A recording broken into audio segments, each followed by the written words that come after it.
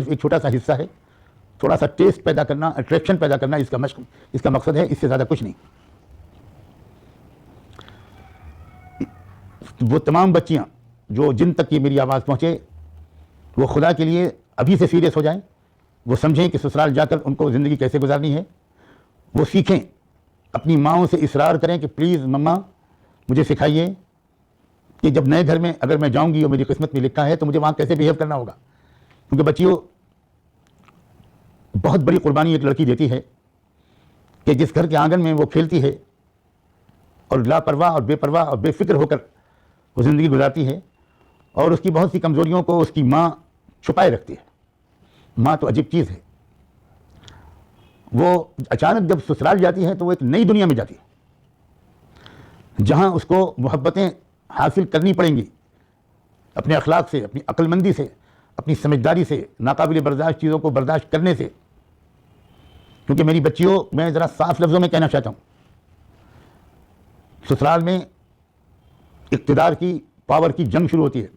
मैं बहुत अहम बात कह रहा हूँ, पावर स्ट्रगल। क्योंकि उस वक्त तक घर की मालिका तुम्हारे शौहर की माँ यानी तुम्हारी सास होती है। जब तुम वहाँ जाती हो तो 2-4 दिन की मोहब्बतों के इजहार के बाद सास को ये महसूस होने लगता है कि अब मेरा इक़्तिदार किसी और की तरफ सरक रहा है, अब कोई और चलाएगा इस घर को। और ये वो बेचारी सास, तो मुझे कहने दो कम अकल सास, कम समझ सास, वो उसी वक्त उस बहू को अपना एक हरीफ समझने लगती है कि ये मुझसे मेरे पावर को छीनने के लिए आई है।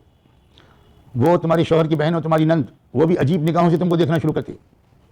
शुरू में 2-4 दिन दिखावे की खुशी और मोहब्बत के बाद जब ज़िंदगी नॉर्मल होती है तो फिर उसके बाद अब मसला शुरू होता है। बहन कहती है मैं ससुराल में जाकर खिदमत करूँगी, अभी तो भाभी को सब काम करना चाहिए। और अजीब अजीब छोटी छोटी चीज़ों पर झगड़े शुरू होते हैं। और अगर मेरी बेटियों, खुदा न खास्ता तुम्हारी आदत स्कूल कॉलेज के माहौल की वजह से कुछ अजनबी लड़कों से चैटिंग की, फ्रेंडशिप की आदत पड़ गई थी, तो फिर बहुत सी बच्चियां वो होती हैं कि शादी के बाद भी वो इस सिलसिले को जारी रखती हैं। और हमारा समाज ऐसा है, और क्यों ऐसा है मैं ज़्यादा टाइम नहीं लूँगा वरना इस पर भी रोशनी डालता, कि गलती चाहे लड़के की हो, सज़ा लड़की ही को भुगतनी पड़ती है। खरबूजा छुरी पर गिरे तब, छुरी खरबूजे पर गिरे तब, कट्टा खरबूजा ही है, चाहे सारा जुर्म लड़के का हो। लेकिन बदकिस्मती से हमारे पड़ोस की समाज की बुरी आदतों की वजह से, और मैं किसी और को क्या इल्ज़ाम दूँ, इस वजह से कि हमारे अक्सर माँ बाप बच्चों को कुछ नहीं सिखाते, कोई तरबियत नहीं करते। बहुत ज़्यादा दीनदार हुए तो नमाज डांट डांट के पढ़वाने लगते हैं। इस बात को मैं तब वो ज़्यादा वजाहत से कहूँगा जब मैं माँ बाप से बात करूँगा। अभी तो मैं बच्चियों तुमसे अपनी बात पूरी कर लूँ। प्लीज़ बच्चियों, ज़िंदगी की असल सच्चाई को समझो।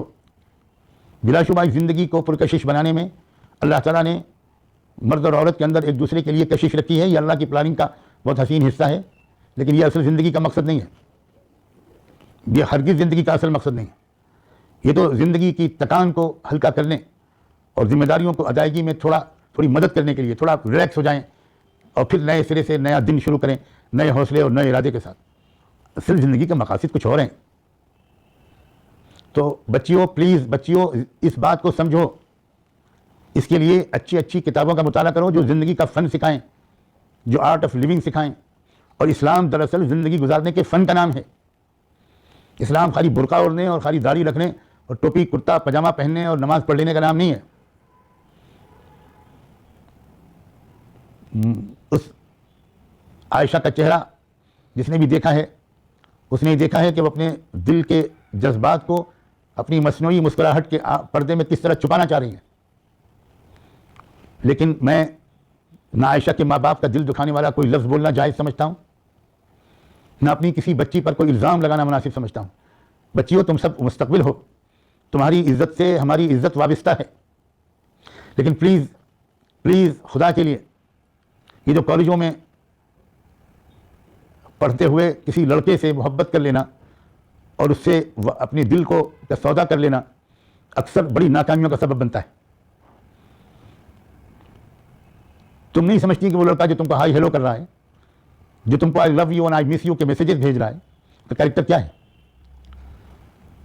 आजकल के कितने ही लोग हैं जो अपनी सिक्योरिटी से कहते हैं कि ज़रा एक लेटर टाइप करो, फिर वो एक लेटर डिक्टेट करना शुरू करते हैं और dearest and nearest one to me यहाँ इस तरह एड्रेस करते हैं। और वो उसकी सेक्रेटरी अगर लड़की होती है तो वो रश करती है कि हमारे बॉस, हमारे सर को जिस लड़की से मोहब्बत और प्यार है वो कितनी खुशनसीब है। हमारे सर तो मिलियनायर हैं और ये किसी लड़की को ख़त लिखवा रहे हैं कि मैं तुम्हारे बगैर जी नहीं सकता, तुम रातों को सपने में आती हो, दिन रात मैं तुमको याद करता रहता हूँ। और जब वो ख़त मुकम्मल होता है तो वो कहते हैं मेरी कंप्यूटर खोल कर ज़रा लिस्ट ले लेना, 18 लड़कियों के नाम हैं, सबको लेटर भेज दो। तब हकीकत खुलती है उस सेक्रेटरी के सामने कि हमारे सर कितने बड़े बेईमान, कितने करप्ट, कितने झूठे और कितने बेवफा हैं। और काश